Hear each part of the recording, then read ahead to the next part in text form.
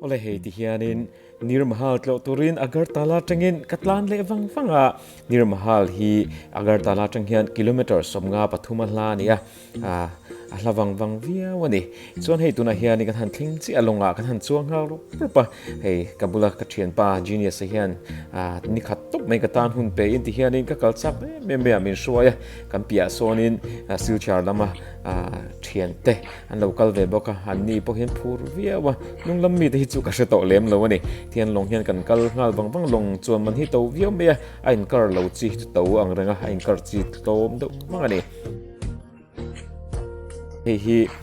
tuina hual vek lalram kan ti water palace kan ti ang khani he lar pui em India rama chon hemi hi alien ber nge ni nirmahal hi chon tlo tun tam em ni tin mai hen tlo tu tam takan om reng zel ani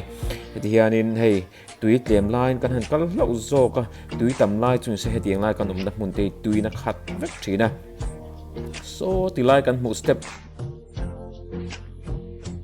dem so thu dan hu so mia so pong thur lai vel thing so tuina chim chin thinania chuwang chuanin a him hle tura han ngai hela lin hi chu a mun hi tlo tu tuna pu hian tam via tuitlem lai hian tlo tu hin tam zo kon chu ti tur khopian ni zela chuwang chuan heti hianin mi hi ni tin mai an kal de sup rengani chuanin khi ti han get ta kan luta get lu man hi cheng som hi kan choya tiang ka han lut lang hal do popanga a chu hi zau em wang hianin han fan kim do tap the di lawa nol pui angin karon fang do top me ti hianin ka han luta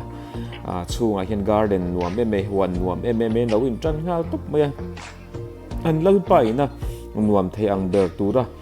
ni pui la ya a chol na thin do berania heta hianin an lalpa hi bir bigram kishore manika bahadur ania heta om thin hi chuanin hausa hle di ti phe chiang em me hei chunga hianin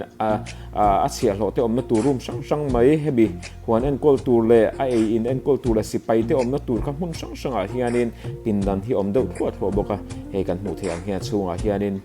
palm tree te le coconut pung te le thei kung chu sang kha chunga hian phuna pangpar huan tam tak me chunga hian omani hei dal paina hun nuam taka man theng chura an siam khan i do boka he ti hian chung la bai han lun ngal do ni la hian kal kong kiltina hianin huan moi me hin lo da do ze me ti hianin chunga hianin pindan tam takama so ti lampang phe chu ka fang kim man lo nge he ti hian he ka han lu chua hianin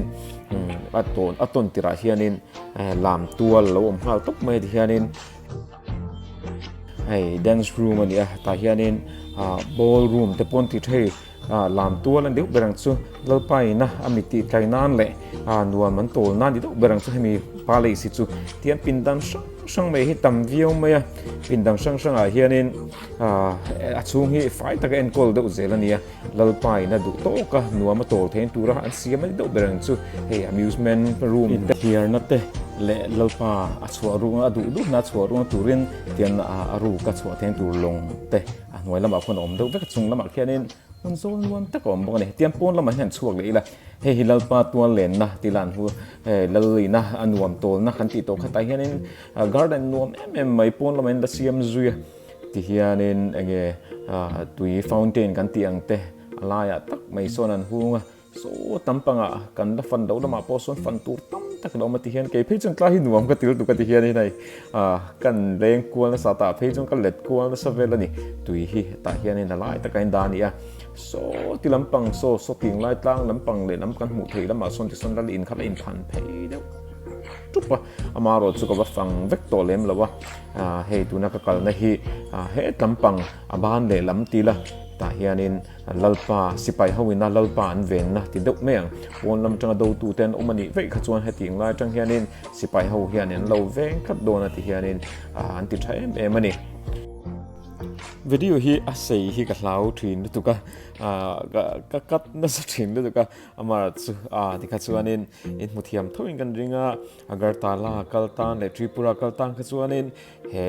nirmahal hi to veng i chin ti ha karon sil du chewa a chan chu hetiang mun India ramina kan lut em ang hi chu kal ve nge le tlo ve nge hi a tha em ani ole khati zong khan ni phot sina ka video te min lo thir sak thina kalom em a hetiang hun ka to le huna kha ni kalo upload le da mi lo thir sak zel no ni kalom le